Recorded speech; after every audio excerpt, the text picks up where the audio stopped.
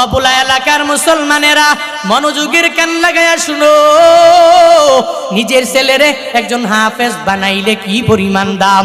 নিজের একটা ছেলেরে হাফেজ বানাইলে দুনিয়াবি লাইনে যদিও কোনো ফায়দা নাই, আখিরাতের লাইনে ফায়দার কোনো অভাব নাই।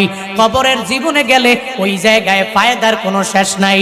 ওই মাদ্রাসার প্রোগ্রামে আমি বয়ান শুরু করার আগে সভাপতি সাহেব মাদ্রাসার ব্যাপারে বিভিন্ন বক্তব্য দেওয়ার পরে হঠাৎ করে চোখ দিয়া বেবে টপ টপ করে পানি পড়ে।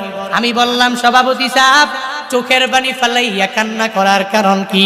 উনি বলে, হুজুর একটু পরে আপনার হাতে ৬ জন হাফেজে কোরআন, এরা মাথার মধ্যে পাগড়ি নিয়ে নেওয়ার পরে বাসায় যাবে।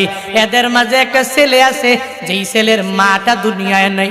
আপনি তার মাথায় হাত বুলাইয়া ওই ছেলের জন্য একটু সুন্দর করে দোয়া করে দিবেন, কারণ এই জগতেই ওই ছেলেটা দুনিয়াতে আসার পরে মা কি জিনিস, ওই মায়ের আদর নিয়া নিয়া নিয়া সুন্দর করে চলতে পারে নাই। হুজুর আপনি যখন মাথায় পাগড়ি দিয়া দিবেন, ওই ছেলেটাকে সুন্দরভাবে একটু দোয়া করে দিবেন, তার মাথায় হাত বুলাইয়া তার জন্য আলেম হওয়ার ব্যাপারে দোয়া করবেন। সভাপতি সাহেব এটা বলে বলে চোখের পানি ফালাইয়া দিল। উনি কথাবার্তা শেষ করার পরে আমি সবার মাথার মধ্যে যখনই পাগড়ি দিয়া দিব, ৫ জন ছেলের মাথার মধ্যে আমি পাগড়ি ঘুরাইলাম।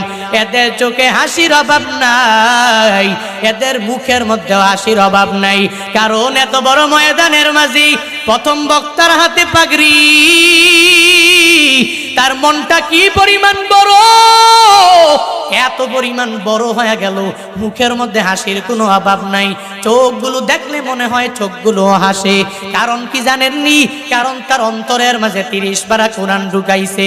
এমনিতেই তো মনটা অটোমেটিক ভরে যায়।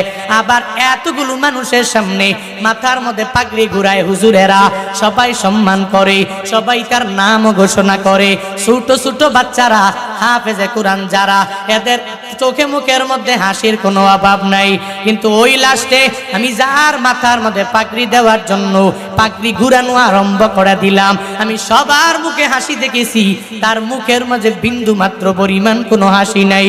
আমি তাকে বললাম, ও ছেলেরি, তোর মুখে আজ কেন হাসি নাই?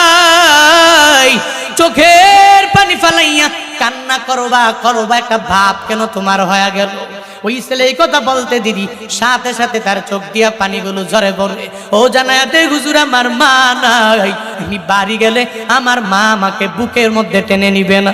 আমার ছাত্র ভাইয়েরা হাফেজে কোরআন হয়ে গেল, এরা হাফেজে কোরআন হইয়া মাথায় পাগড়ি নিয়ে নিয়ে নিয়ে যখন বাড়িতে চলে যাবে, এদের মায়েরা এদের কত সুন্দর করে বুকে নিয়ে নিয়ে কপালের মধ্যে চুমু খেয়ে যাবে, কত পরিমাণ আদর করবে।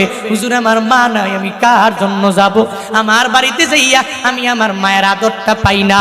আজকে আমার মা যদি থাকতো, আমি আমার পাগড়ি নিয়ে নিয়ে যখন আমার মায়ের কাছে যেতাম, ওই মার কাছে যায় বলতাম, মা গো তোমার ছেলে ৩০ পারা কোরআনের হাফেজ হয়ে গেল। আমার মায়ের মনটা কত ওই দিন বড় হয়ে যেত। আমার মা আমারে বুকে নিয়ে নিয়ে দোয়া করে দিত, ওই মায়ের দোয়া নিয়ে নিয়ে বড় আলেম আমি হয়ে যেতে পারতাম।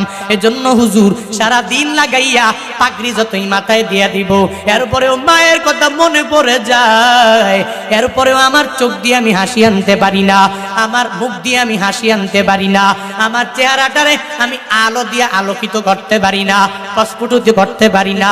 কেন কেন হুজুর? আমি মা